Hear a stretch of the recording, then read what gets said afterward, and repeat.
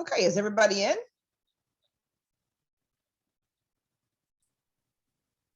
Hi, Teresa. Good morning. Good morning. Who was that? That's Mike Bricker. That Hi, was my. Mike. That was my. How are you? I'm doing well, thanks. How are you guys? I'm doing great. Good. We went from Arctic weather here to just absolutely beautiful 70 degrees. So Perfect. very happy about that. Yes. That's great. Yep. Okay, so we're going to go ahead and get started. This is the National American Indian and Alaska Native Mental Health TTC program. This is the K-12 school supplement. My name is Teresa Brewington. I have a master's in business administration and a master's in educational leadership. I am from the Kahari and Lumbee Nations, and I am the program manager for this project. Also, we have Julia Bullitt. She is a student graduate at the University of Iowa. This is her last semester. She will be graduating. And then we have Kate Proust. She is also a student here at the University of Iowa. So they've been a great help to me. So they're going to kind of help us navigate during today's session. How do I go to, okay. Again, my name is Teresa Brewington. Like I said, I'm from the Coheri and Lumbee Nations in North Carolina. However, I now live here on the Meskwaki settlement. I've been here for about 9+ years already. I have dedicated my life working with Native Nations, from being a school guidance counselor to a director of mental health facilities, to being an elementary school principal for Native children. We are a very large network. However, the Alaskan Indian and Alaskan Native mental health network is all throughout the US and Alaska. This is the disclosures from SAMHSA. The National American Indian and Alaska Native Mental Health TTC Transfer Center is supported by a grant. The content of this webinar is the creation of the presenter, and the opinions expressed do not necessarily reflect the views or policies of SAMHSA, AHS, or the American Indian and Alaska Native MHTTC. At the end of the day of today's session, you will get a survey. It's called the Gipper survey. We invite you to please just take a few minutes to fill these out. And the reason is it just kind of helps us on how well we're doing. And it also gives you the opportunity to have input on upcoming webinars. So today's topic is cultural reflections, power of place, social emotional support, and next generational learning. Our presenter today is David Sullivan, and I'm going to let him introduce himself. Good afternoon. My name is David Sullivan, and I am currently serving in the Anadarko Public Schools. I've been in this role or in the school district for 20 years. This is my 20th year. I am a member of the Kiowa Nation, as well as I have affiliations with the Choctaw Nation. So very honored and humbled to be here and to join this group today, to be able to just present a little bit of my perspective and just a little of my experience that I've had in recent years here serving our students here in Southwest Oklahoma. Thank you, David, for that. We're going to let David get started in just a few minutes. Just a few things that I wanted to announce. Number one, I wanted to see how everyone was doing today. So if you can just put in the chat box where you're from and how you're feeling today.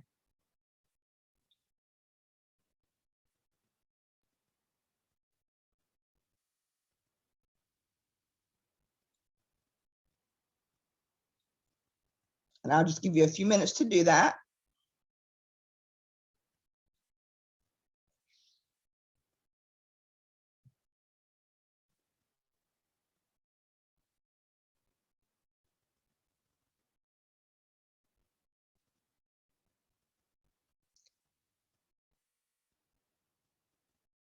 Oh, someone here's from Tama. Hi.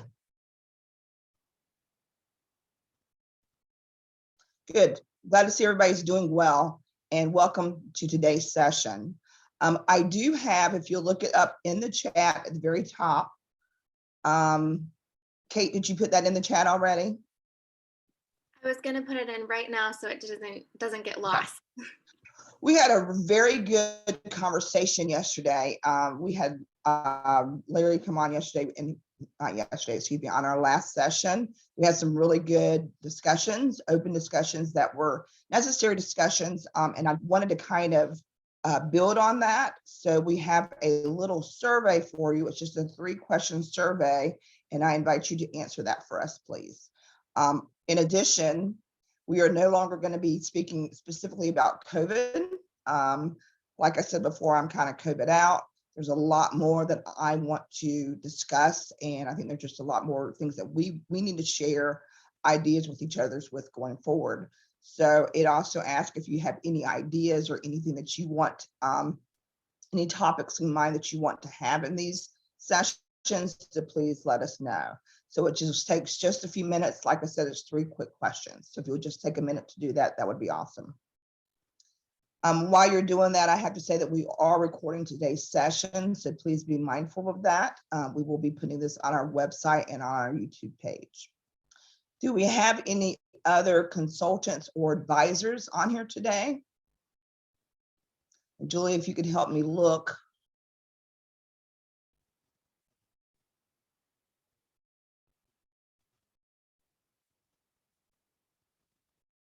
I do not see anybody on here today. Okay, we are ready to get started. David, I'm going to give it over to you. Pass the mic. And you've got your PowerPoint. You're going to share it on your own, correct? There you go.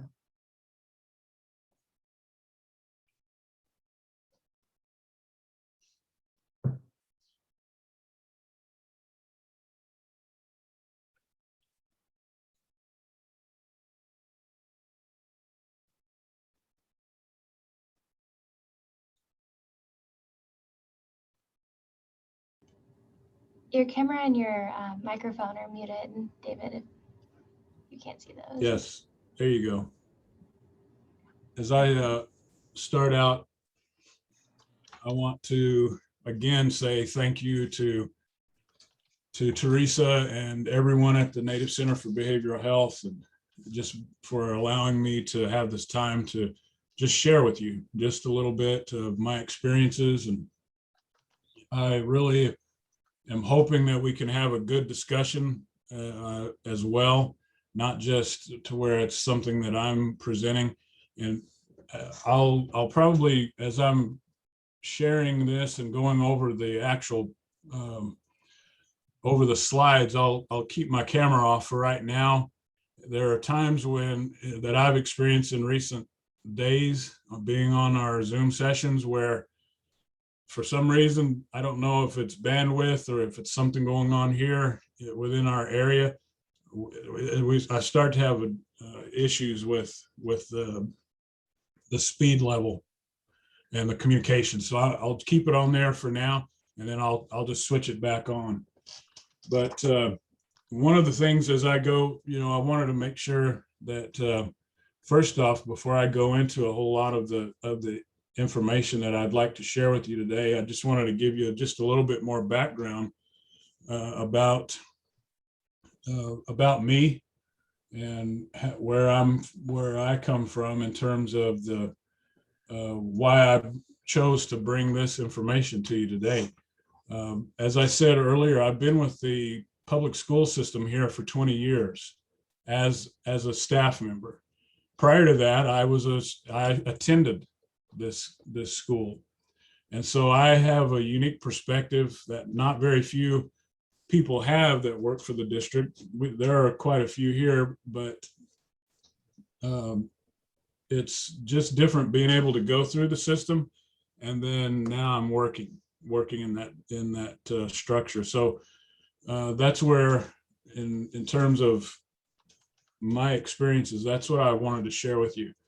And so, but first I wanted to just give a little bit more background. For me, as I mentioned earlier, I'm a member of the Kiowa tribe here. It's currently in Oklahoma, but prior to that, our tribe was as you know, we were nomadic, and we traveled all over wherever we wanted to go up until, we were forced to be here in this area. But over the course of those years, we were able to still maintain and have a sense of resiliency. And so I want to focus on that in terms of how that reflects, how that connects to what we're going to talk about today. But I'm really humbled to be a part of, to now serve as an advisor and one of the consultants for the Mental Health Tech Transfer Network Center. It's really humbling, especially today, to be able to see everyone, to see where you're from. And I'm really pleased to see that there are several people here from even my area. And so I'm looking forward to even following up with you to get more information, or get your feedback on how you thought everything went with this session. But my experience with the district has been pretty interesting, and to say the least. But I've enjoyed having the experience for all these years. And so I'm going to go ahead and move into this. Hopefully it'll work. Okay, there we go. So let's go ahead and move into the objectives, and I'll go ahead and talk a little bit more, try to work in a little bit more about my experiences as I go. But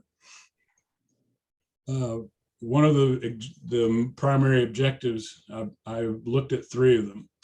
Provide meaningful networking opportunities. I really do hope to be able to connect with each one of you I know we don't have a whole lot of time in this period, this point of, or this session, but as we continue to progress, I'd like to hear more from you, hear your thoughts on this information, and then just continue to see how we can network together.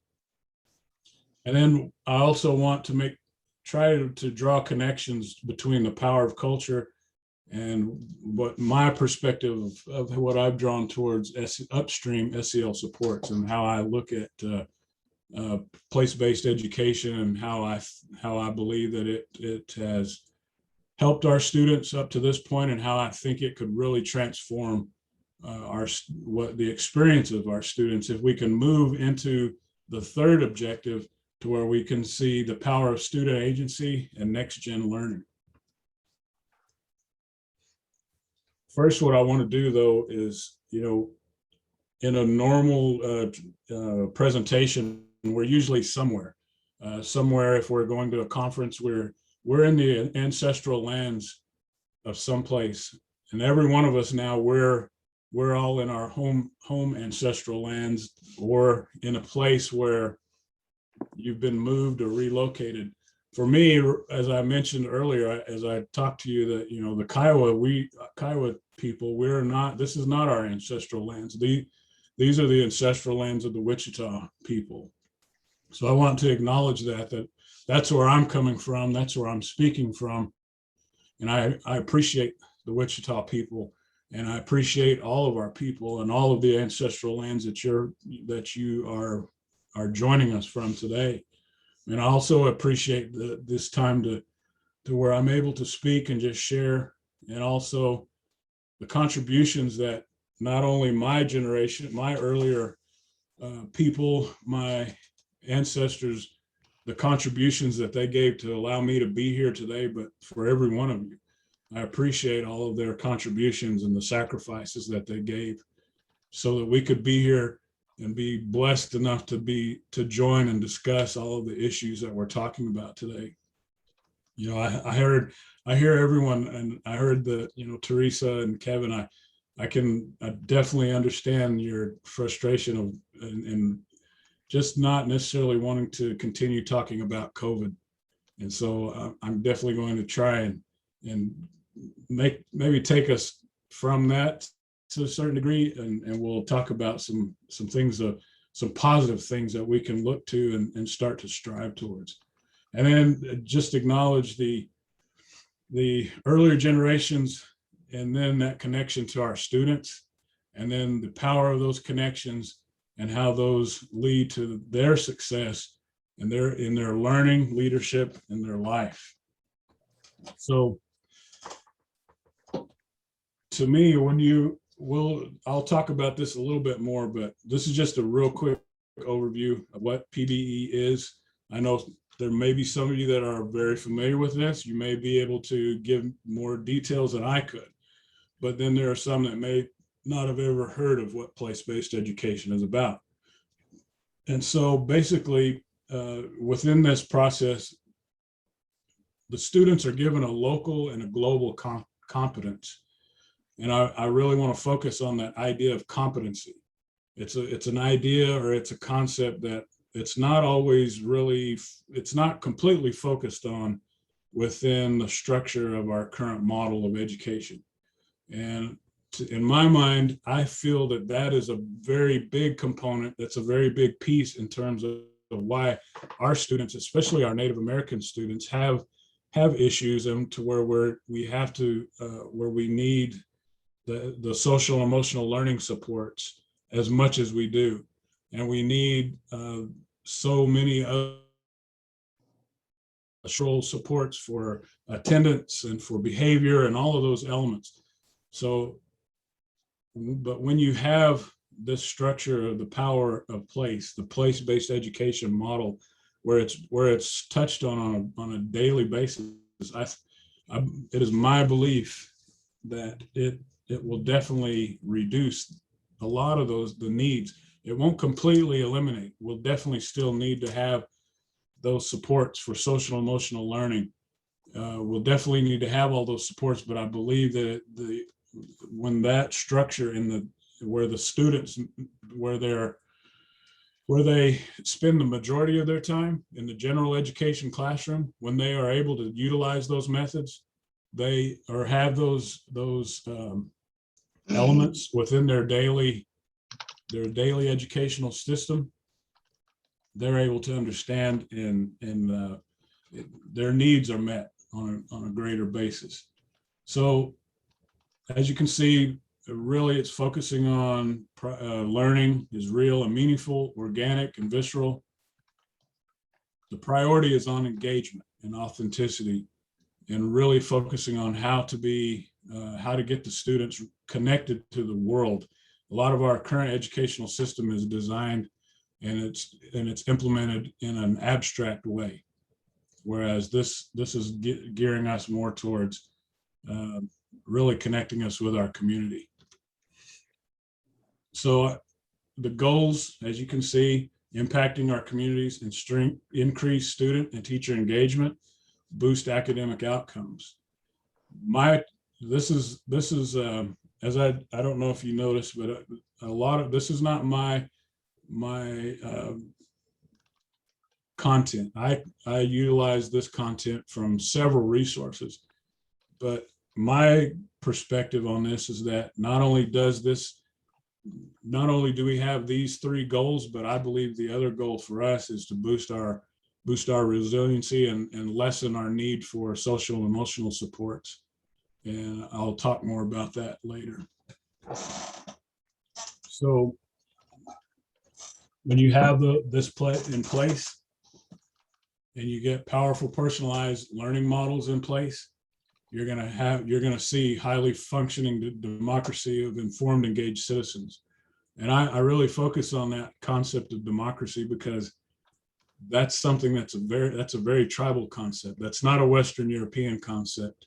That's not an American concept. That's a tribal, that's an indigenous concept that was originally here in this land. And so that's why without that focus, then we're not going to have the elements that our students need. When you look at this model, you see the PBE, place-based education, and what it brings. It gives the students voice and choice. It tailors the learning to their own interests, and it ensures that their mastery of high academic standards. It's not lowering it's not lowering the expectation. It's pushing the students towards a higher level of thinking and learning. A lot of our people in our younger students, if you like history, I encourage you to go and study the early educational systems, the early school systems that some of our tribes operated prior to our current era of what we do, what we work with in terms of the educational model, and look at how the students functioned within those models. It was very different. Student agency is one of the biggest pieces that I feel that we're missing in our current educational system. And without that, without the full realization of student agency, we'll always have the issues that we're talking about here in terms of risk factors and without that student agency, our students won't fully be able to address the adverse childhood experiences or overcome those experiences that they've had in their life. Let's see. I won't go into every one of these because I know if I continue, going into every detail, then, we may not have enough time for a discussion, or at least to look at questions. I haven't checked the chat. So like I said before, I think I said this clear enough, but I may not have. But if any of you have a question, feel free to stop me at any time, or to look in, or to send it into the chat box. Teresa, if there's anything that you see that I need to stop and address, please be sure to let me know and just break in there. Yes, But, we'll do that, David. Not a problem. Okay, thank you. So before I go on, are there any questions? Does anyone have any thoughts or anything before we continue to just move on through the slides?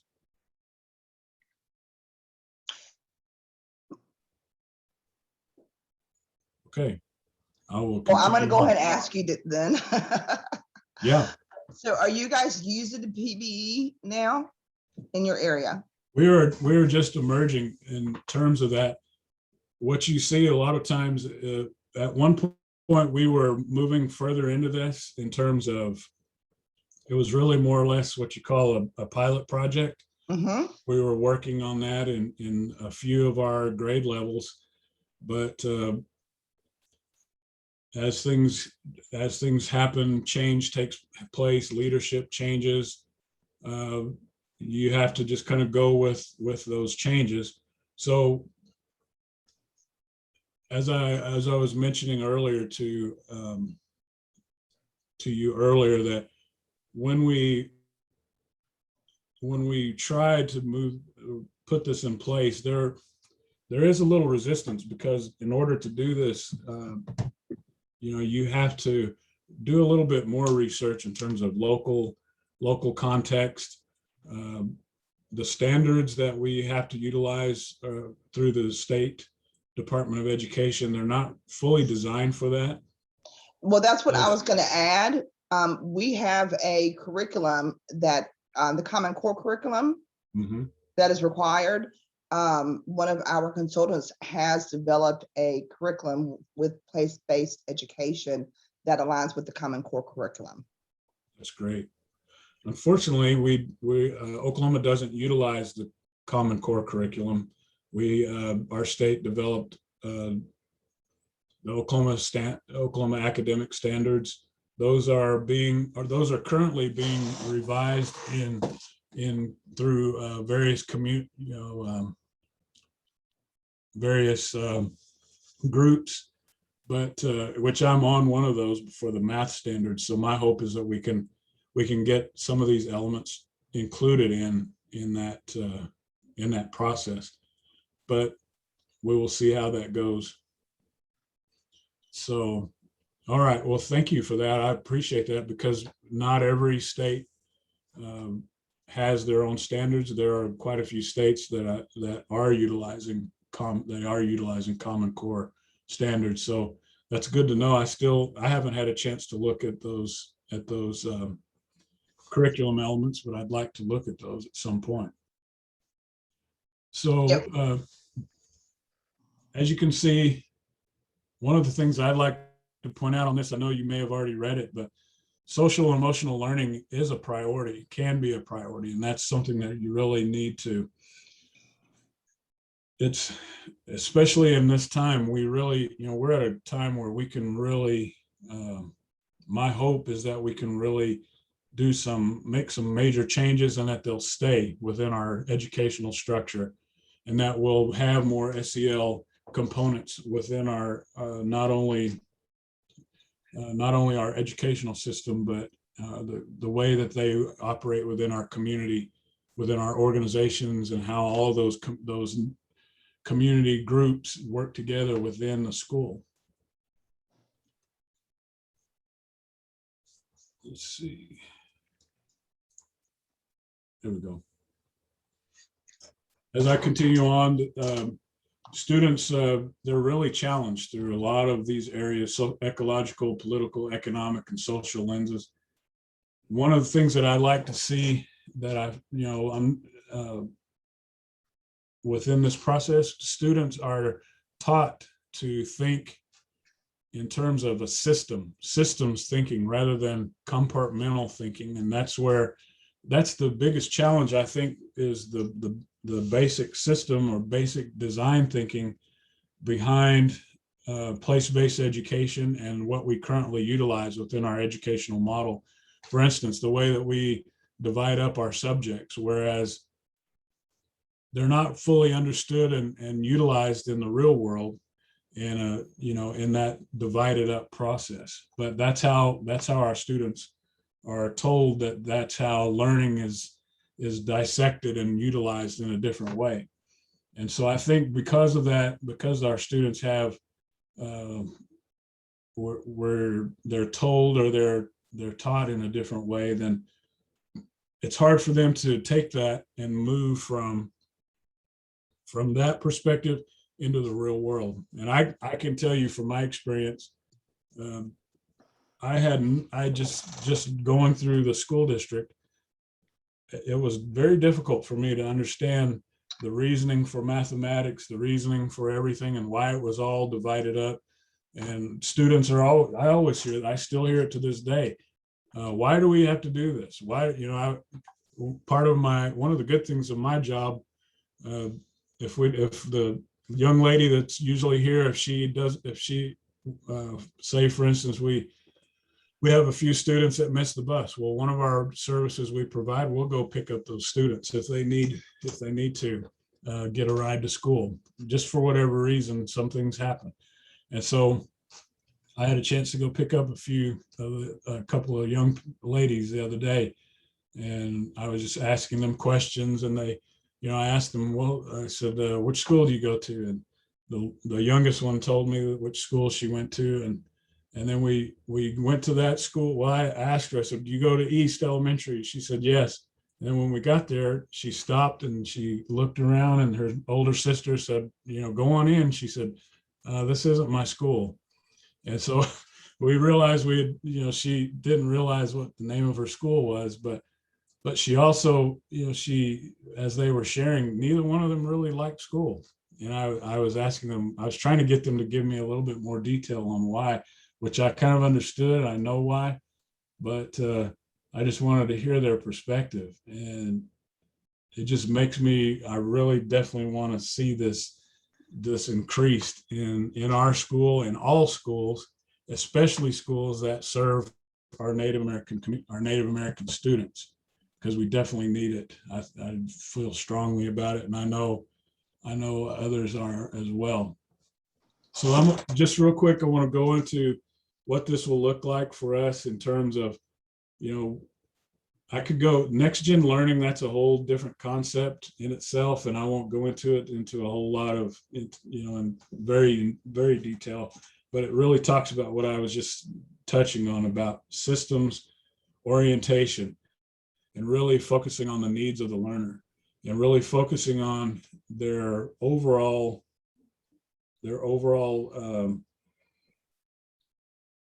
what's the word I'm trying to think? just everything that they need in order to be successful. And I'm grateful that I see that one of the things that I was going to talk about, one of the aspects in terms of next gen learning and how we're moving towards that, in my perspective, we currently have a program here at Anadarko called Communities in Schools. And one of our site coordinators is on this call with us. She's brand new. She's our high school site coordinator. But the Communities in Schools model is a model to me that is geared it merges very well with the model of place-based education with next-gen learning, and looking at the whole student and providing resources to the student and connecting the community with the student and vice versa. And so we're really starting to see emerging patterns within our students through the implementation of this model in conjunction with some of the elements of place-based education, to where some of our students now they're outperforming our other students in other race categories. And so we're just, like I said, we're emerging in this area. And I'm really excited to see how this continues and how that some of the early elements that we're talking about, how those play out. Hey, can I interrupt you just for a second there, Sure. Dave? I just want to make sure that people understand what place-based education is and place-based learning. It provides Native American peoples a place-based instruction by using things in their own community. For example, a place-based approach will immerse students into like their local heritage, their culture, their language, their opportunities, and their experiences. And it aligns with your community, your life, your culture, and your practices in that community. When it aligns with, when I say it aligns with the Common Core, for example, you could say, if you're teaching Native American history, you could talk about the real facts, broken treaties, citizenship, the Indian Removal Act. When we're talking about technology and science, you could throw in STEM. When you're talking about teaching, you could throw in storytelling, because it is, there has been studies out there that Native Americans learn best through storytelling. So health, you could use native foods, medicines that we use, and so forth.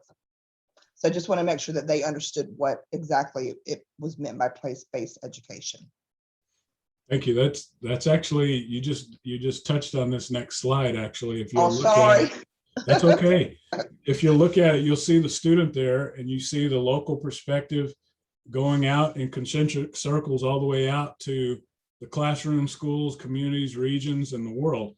And that's, when, you hear a lot of these concepts of social and emotional learning, you hear cultural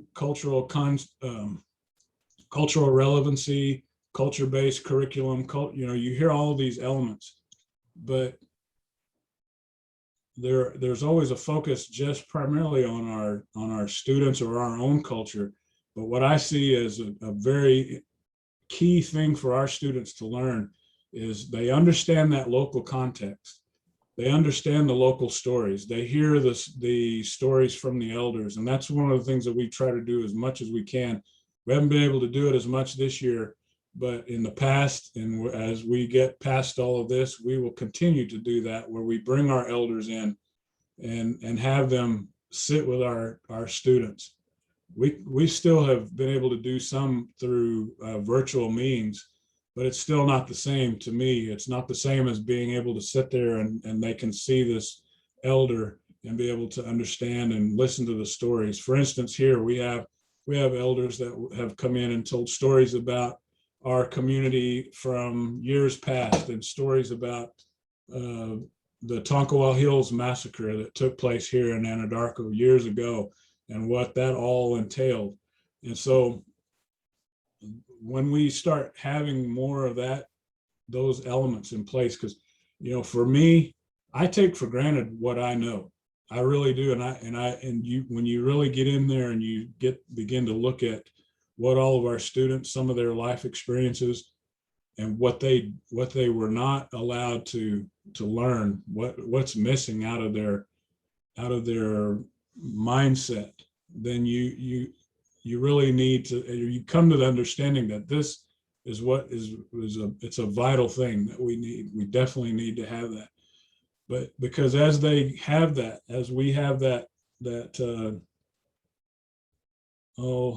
I guess you could call it the identity, but as they have that context that they need, then they're able to really go out and expand into those outer realms and begin to appreciate and understand not only our cultures, but all global cultures all across the world, and be able to navigate and move through those. So I'm gonna kind of skip over these because I think I don't want to run us over in too long, but these are some of the questions that when we start looking at this in terms of, and you can really look at these in terms of, not when I say that term there, that how effective are your PLCs, those are basically learning communities, professional learning communities, and you can have that whether you're in an educational setting, health setting, no matter what.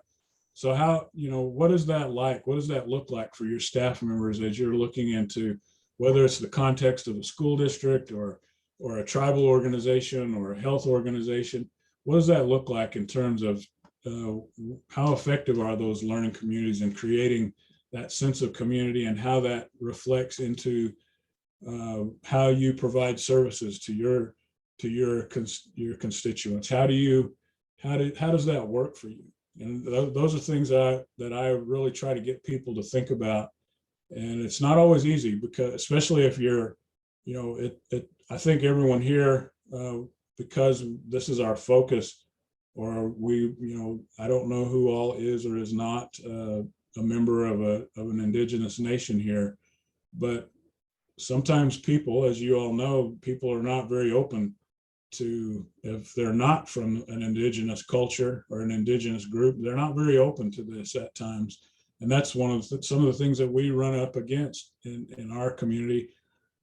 Some people are very open, and some people don't see the need for it. They think we should just all function on this educational model, that every kid is basically a widget in a factory. Basically, you start in pre-K and you should just function all the way up and get what you need. And you're basically like an assembly line. And I've come to realize that the educational system and our students don't necessarily match up with that. They don't match up with that assembly line model. And so as a result, that's why I think we really definitely have to have a need for the SEL supports and all of the things that go into that. Let's see. Let's move on, because I think I've talked enough about that part, about those professional questions, and we can go back. But, a lot of times people look at this place-based education as something new, but it's not. It's something that has been here forever, from prior to us moving into the industrial age and the model that we currently have that I've been talking about. This was our approach. Our tribal communities had this approach. Even our local, as we had to move into the current structure of even the local schoolhouses, they had that structure, and that support was there. The project-based, the problem-based, deeper learning, experiential learning, all of those elements were there. So it's not necessarily a new concept, but sometimes it's just something that has been there all along, but we've just forgotten about it. I'll just stop, or just leave that here for a minute and let you read through that and stop and see. Does anyone have a thought or a question while you're looking at that? Because that's a lot. That's a whole paragraph there. But I felt like that was important to put into a slide, because it's really important. There's a lot in that. There isn't a one size fits all for every student. we definitely need to have differentiation. We need to have all the elements in place that can help every individual student on their own path. And whatever that means, if that means extensive SEL supports, if that means helping them understand, in providing enrichment for them and helping them with STEM opportunities, that's what they need. And so that's where, I think that's one of our biggest challenges, is to overcome that one size fits all model and to really get to the point where we are providing everything for every student that they really need. But there's so many pieces to that in terms of how do you reach that? What do you need to do in order to make that happen? And one of the things that as I was mentioning earlier, I think that CIS, that communities and schools model, is one way that we can reach that. It may not be the only way, but it is one way that I think is helping us, because those site coordinators that we have are out there helping our students with their just anything that they need. They're out there, they help the family. If the family has had issues with electricity, their utilities have been cut off, they work with them to find some resources. We receive donations just in the latter part of January, first part of February. We received around $63,000 worth of donations from an organization here in Oklahoma City, in terms of clothing and food that we were able to provide to our students here and our families here. And it's really gratifying to be able to help them in that way. That's not a common way that you see in most educational settings. And it also connects us with community organizations. I'm glad like I said earlier, I see several people here from this community that are really key partners for us, for our school. They serve as key partners in all areas in terms of not just academic support, but suicide prevention, all sorts of, they provide so many things. And so it's really important that we have those areas there. And so this will be a final thought, basically, is a changing world requires changing the paradigm of education to one where place is relevant again. And that it's really, to me, I think to me, it's interesting, and I'm glad that something that, as we're moving into this new age or new time of trying to learn how to navigate through the post-pandemic world, that we can look back and really see that something that was here all along can really help us and move us forward, and help our students address the challenges that they're facing and address all of the risk factors that they have in their lives, and just continue to build community. Because without that, our schools for so long have existed in a vacuum or a silo, and we have to move past that. We have to move past working in a silo. We have to all work together, share resources, and I'm proud to say that we're doing that here in our area, in our district. We still have a long way to go, but I can say that we're making strides, and we're trying to improve what we're doing.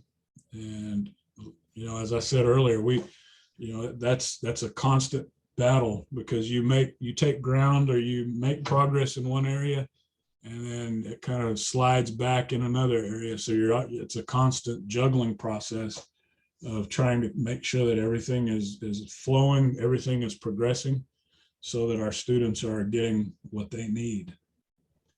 One thing, David, that we're working on is having like a forum or like a collaboration for school personnel, teachers, and then school support services. in Native communities. They have them already implemented in public schools. But one of the things that I've noticed is we need to come together as Native communities and share ideas and best practices and curriculums and projects with each other, if that makes sense. Yes. So we are trying to come up with a online format, whereas we can all do that and share these ideas and come together like that. So I think that's the high, we definitely need that, because that's one, we have our conversations, myself and staff members here, we talk about the need for this, for place-based education, and the curriculum is limited. I had no clue that Brenda had right. that. So with that networking, that process opening up and increasing, that's what I think is, a definite plus for us if we can do Right. that. And just like you said, that's exactly right. We don't have like a way to communicate within each tribe Right. on what resources we have available to each other. So we're kind of like out there standing alone and doing it alone. Do you know what I'm saying? Right. So instead of collaborating with each other. Yep. Sounds good. So if anyone is interested, this last slide is basically just I basically just gave you a little overview, but there's so much more to it. And I knew I couldn't really go into a whole lot of detail into what this would look like. And I wasn't sure exactly the audience either. I wasn't sure all educators primarily, or if there would be health based individuals. So I think essentially this can be utilized in different arenas. So, because ultimately what you're seeing here is what it develops. You're going to have kids, students, young people, and eventually adults that they'll be empowered to be able to, learn, to think critically, to look, not just soak in information. That's what I hear a lot of people think, that students are just supposed to be empty vessels that the content's poured into them. Well, that's really not really fully how it's supposed to be. They're supposed to be partners in education. They're supposed to be engaged in education and working with the teachers, not someone that's just, it shouldn't be a one-way street. There should be learning in both directions, and it should be a very complex process. And there should be more, it shouldn't just be broken down into categories of math and English, but there should be a whole system process of understanding how that looks. And so that's the whole purpose of it. If anyone is interested, feel free to contact me. I have information. It's not my information, but it's free. It's out there on the internet, and I'm definitely willing to share it with you. I have, I wanted to go more into detail on how I came to this current place, or this perspective that I have. It came through working with our counselors, working with our, looking at trying to provide support, looking at trauma, looking at what we can do for our students. In recent years, I started meeting with all of our site counselors at every site. We had 7, now we have 5, but because we only have 5 sites, but we used to have seven counselors, and we were looking for resources on, what can we do. I had the privilege of attending a conference, and I heard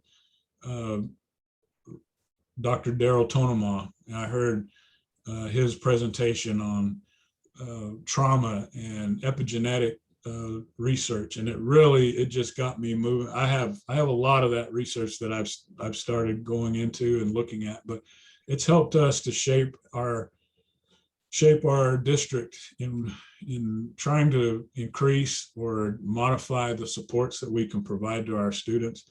And a lot of that is through our partners. Some of them, like I mentioned, are here today, and they've helped us a great deal with individual students or in little small group settings, providing resources to our students.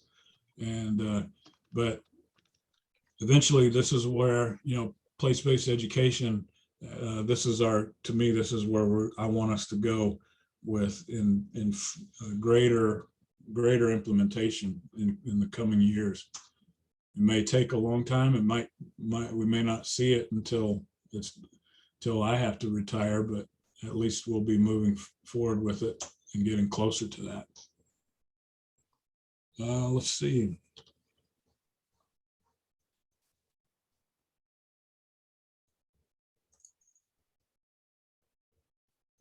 Okay. I think I'll stop sharing this for now, and we can start if you have any further questions or anything, we can continue to talk more about it. Does anybody have any questions for David at this time?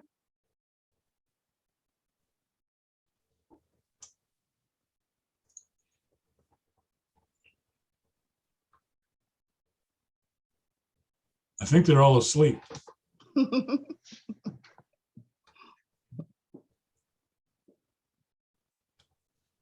Like I said, as I was talking about this quick start guide, there are 3 guides that I found there, that are a lot of the graphics that you see in the slides are from this organization that they do so much. There's so many things, so many resources that they provide. It's just amazing how much that I've been able to utilize from them. Let me pull up some of the information I have.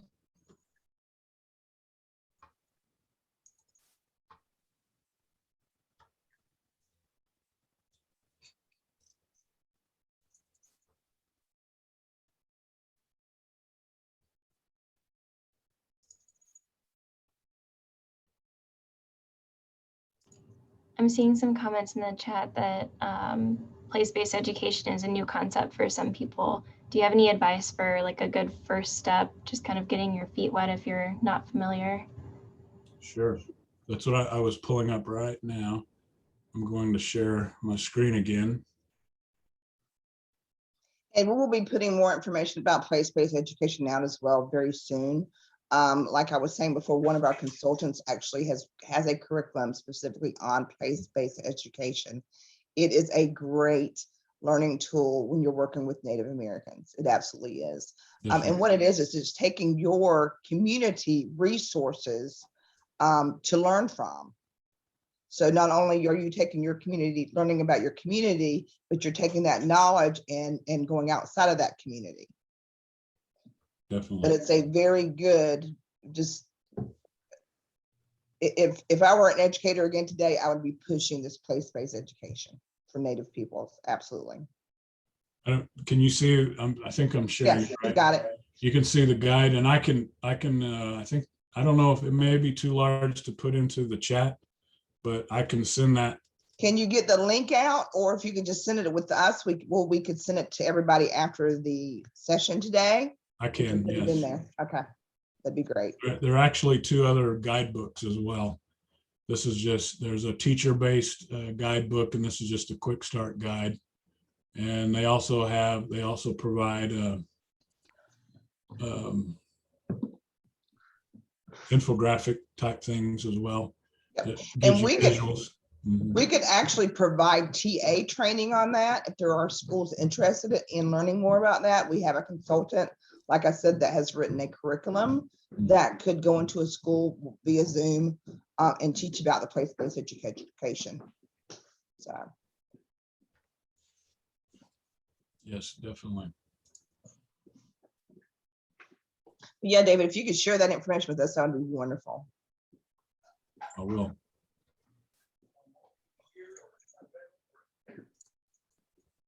Okay. Can you drop that link in the chat, David? Would that be okay? I believe so. These these are downloaded documents that I've already pulled off, so I don't have the link. Just send them readily to me when available. you get a chance, and then when we Yeah. send the PowerPoint over to our audience, we'll include that for them. Would that be okay? Sure. Yeah. Yeah, I can definitely do that. Great. Any other questions?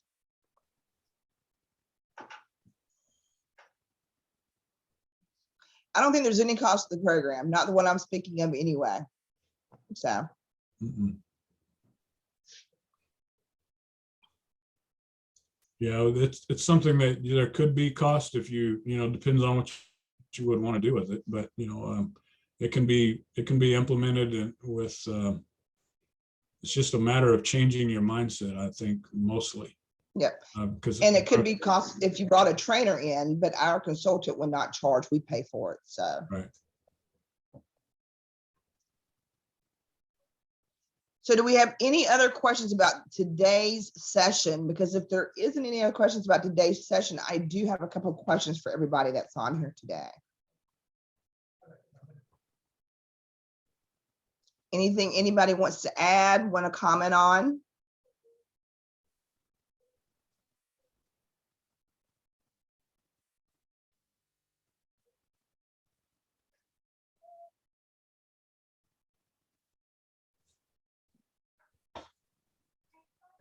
David, you did a great job. Great information. More Thank you. information will be coming. We have these now till 3:30, so we have a few more, we have 30 more minutes, 25 more minutes to discuss. Mhm. And I wanted to, if you don't mind, discuss last session. Is that okay with you, David? Sure. Yeah. Okay. Was there anybody, just you could just raise your hand, or anybody that's on the call today that was here last session? If you know how to wave or raise your hand, can you please do so, or give me a thumbs up?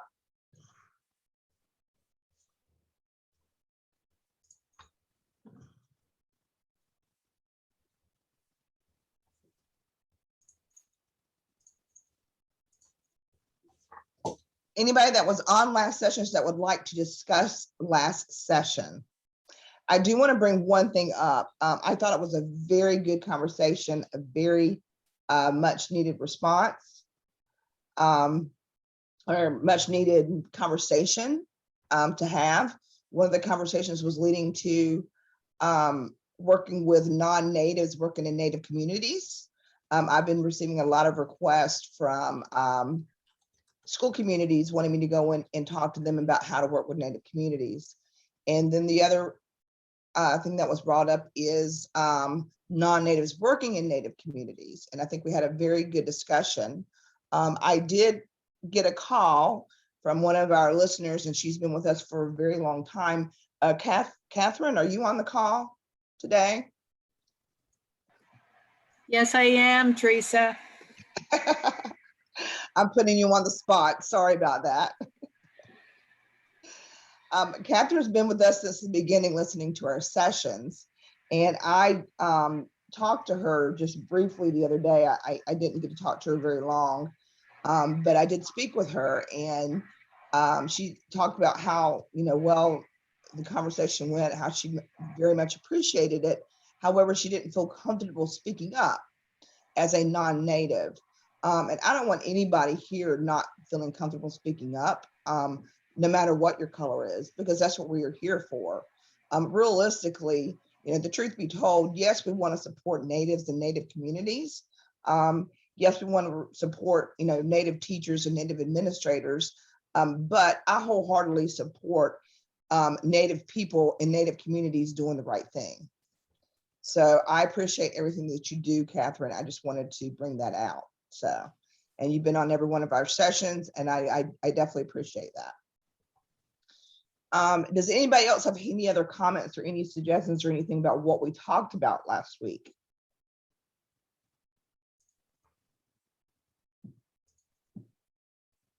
Would you like to hear more discussion about last week's topic?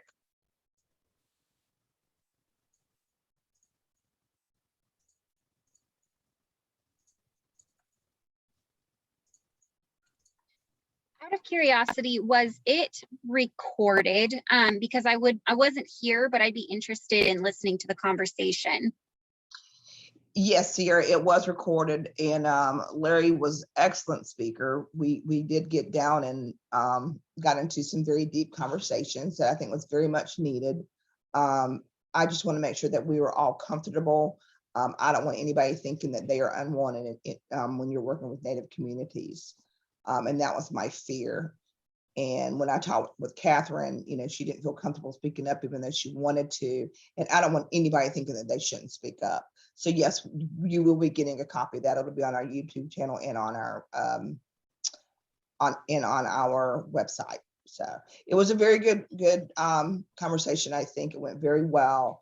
What I've come to realize is that a lot of people are asking for how to work effectively in Native communities when you're non-Native. That is what I'm hearing. I'm getting a lot of requests to do trainings on this. It's going to be difficult because not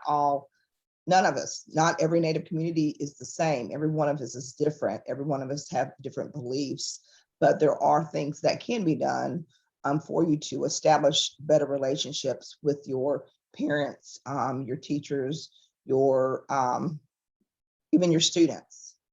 You know, if you reach their heart, then you've reached their mind. You know, being Native myself, being a school principal and working in a Native American school, I've seen it firsthand what the struggles are with the parents and the students. I've also seen firsthand some very wonderful non-Native teachers, and the opposite. I've seen, you know, Native teachers that weren't very good for our students. And the way I look at it is, if you are there for the right reasons and you're doing good by our students, then you're in the right place. But not everybody is, unfortunately, there for that reason. But I have been asked, people that are there for the right reasons, they do want to make that connection with Native peoples. And I can tell you, you know, the truth is we do have our guard up. Schools were not made for Native Americans. There's a lot to that maybe a lot of non-Native teachers and personnel don't understand. And we definitely want to give them that piece that may be missing so that the communication can improve. So, and that's kind of where it went, I think, last week. Does anybody else? Go ahead, Sarah. I'll be watching for those, because in our community, that's definitely something that's an opportunity for growth in our community. So, and part of my job is implementing systems that are more trauma responsive, culturally responsive, restorative, and equitable. And so I feel like there's just a lot of learning that I can take from that to apply to this, and even just for my own personal life, because I'm currently in the process of enrollment with my tribe in Southern Oregon, but I look white, so just also navigating that dynamic as well. So yes, that's another issue we have here is blue-eyed, blonde-haired natives and how they may be treated by their own communities. When all of our natives, we look different, even though we're all native. But just to let you know, I've gotten at least 4 requests now wanting me to go. I think I'm going to be going in a couple of weeks to Mesa City Schools in Arizona and speaking with their teachers on this exact topic. So if you do want to, for me to go into your community via Zoom for right now and speak on this, I'll be glad to. And the piece does start with the historical trauma piece, even though that's not where we end it. We ended on resilience. But I think it's very important that our educators do know and understand that that is a real thing. So if you're interested in that, just send me an email and we can get that set up.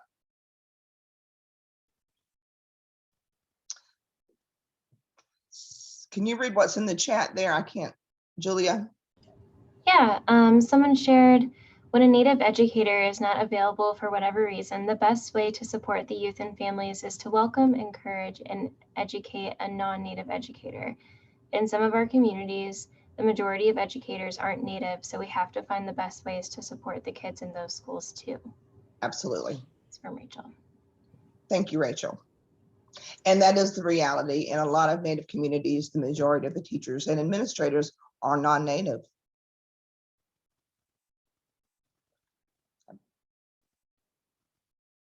Are there anything else we want to talk about that, or do we want to move on to something else? Because I do have another question for you as well. Another thing that I do want to, that Sierra just brought to my attention, there is a need for Native communities to come together. We need to stop judging each other. We need to stop the hierarchy in our own communities, and realize that we are equal. And when I say equal, I mean women and men. I mean educators and non-educators. I mean tribal council members and non-tribal council members. I see all the time where we are tearing up our own people, putting down our own people, gossiping about our own people. And that is one thing that, you know, it breaks my heart to see. And in every Native nation I've worked in, for some reason, I see it. And I would like to do something. I'm not sure exactly what I want to do, but I would like to be able to do something whereas we could work on that, to be better people and to be better community members, so that we could start lifting each other up. Because, you know, until we start doing that, how are we going to get anywhere? You know, it's why would we want one of our community members down instead of motivating them to be the best that they can be? Sometimes I feel like we're our own worst enemies at times. You know, I've heard the notion numerous times said to me, the worst thing you could be is a educated Native woman. You know, and that's just, it's just not a good feeling. And it's not something we want, and it's not something we want for our children to grow up believing. So if anybody wants to be part of that, reach out to me. What I'm looking for is maybe a forum to speak on things like that.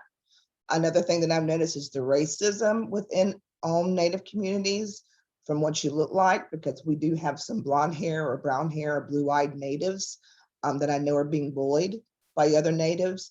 I have also seen, working as a school principal, whereas if you're not enrolled, you're not good enough.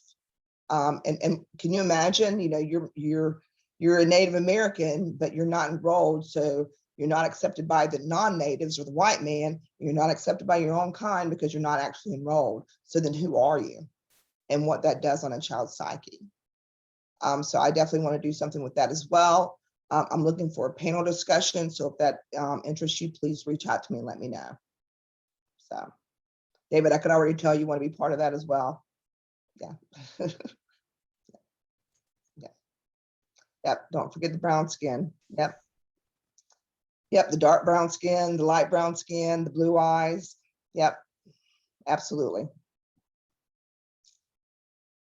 So, and that's just something I wish, and I don't want to say this to insult anybody, but my belief is, you know, non-Natives or Caucasians, they lift each other up, they hire each other, they give each other raises. Why aren't we doing the same for our people? You know? So, Leona, does that mean you want to be part of that as well? Because we could definitely reach out to you. So we may be having that even in a couple of weeks coming up. So any other things that you guys would like to talk about in the upcoming workshops, sessions? We could do talking circles, whatever you guys want.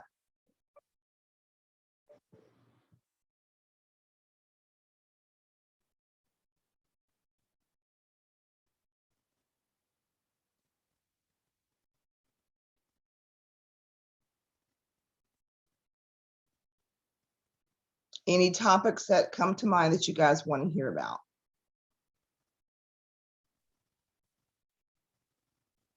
SEL?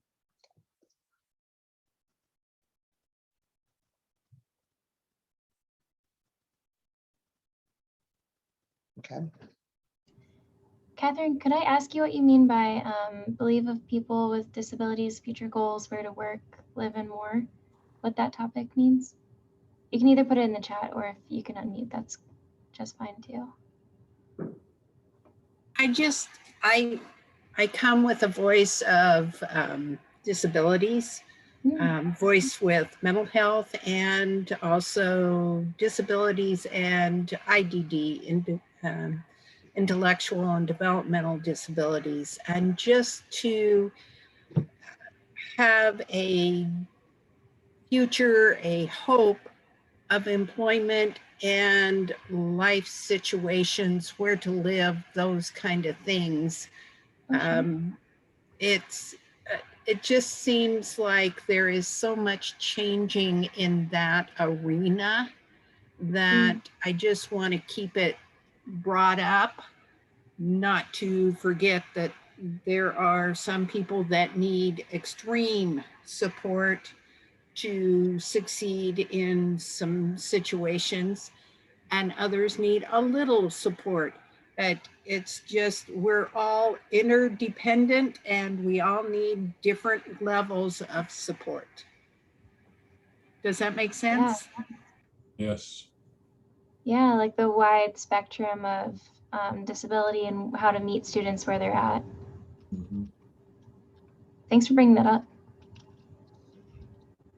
And reaching as far as you can. I'm sorry, what was that? Oh yeah, I was just gonna say this is my first time joining in, and I really appreciate the conversation, the presentation, and just hearing the topics. But one thing I think about for our community here in the Central Valley is we're an urban Indian health center, and we do a lot with education, and it's still pretty new to us. But working with the districts, I know we're talking here about educators and being able to provide that for Native students. But like one of the challenges that we keep running against is our communities are really like in an aggregated population where they're just completely overlooked. Like Native students are completely overlooked or underrepresented, misrepresented. And the schools right now, I'm working with our equity and access at one of our largest districts, but it just seems that they're getting the administration on board to really change policies that can support Native students. Like one thing in particular that we're seeing is identifying, there's, like you're saying, the enrollment in tribal documentation is required to benefit from some of the services. And in us being an urban population, there's a large portion who are disconnected from their tribal communities, and they're just being kind of swept away and not really being recognized as Native students and being served in the capacity they should. So that's just one concern I have. I don't know if this is the space for that, but I just wanted to share that. Yep, and I appreciate that very much. And are you talking about public schools? Are you talking about tribally controlled schools, BIE schools? No, these are public schools.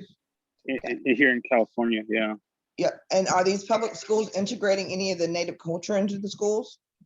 No, not at all. And I think that's the challenge, is because it's so easy for them to say that they don't have a large population, and that's kind of been the story, and it's been hit and miss. I have a handful of teachers who are on board now and really working towards an ethnic studies program, which they started, and I'm getting more incorporated with that. But it's like these siloed efforts that, all of these teachers too have hit a wall and are just, doing what they can on their end.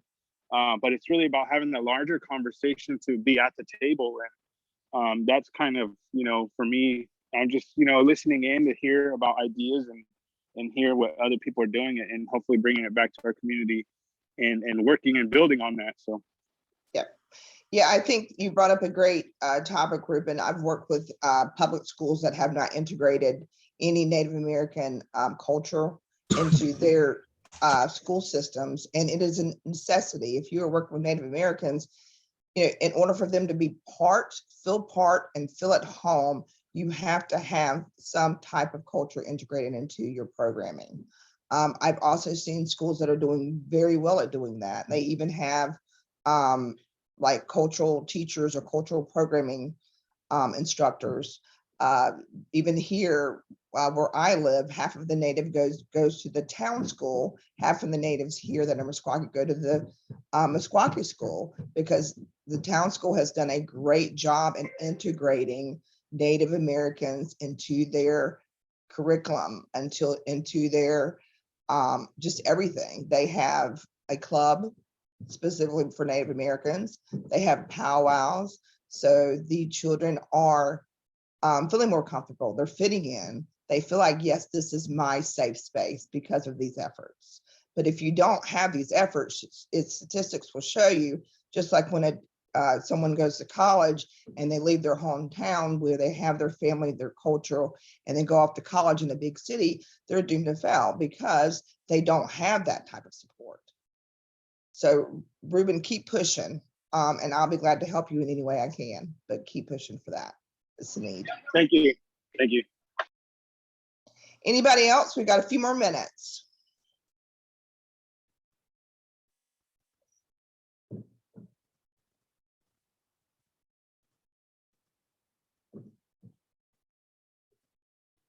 You're exactly right, Cheryl. One student is a reason to incorporate Native culture. Absolutely. All right, guys, you have my email address. You have our GIPRA at the end of this session. Please fill it out. If you have anything, come up with anything that you would like us to discuss, or have any trainings that you would like us to provide, let us know. That's what we are here for. We don't just do this session bi-monthly. We do a lot more than this. We have a lot of initiatives going on. David, would you like to talk a little bit about your initiative that you're doing, since you're on here? Sure. Yes, we're just getting started in the concept of working on, it's primarily going to be an after-school based project. We're looking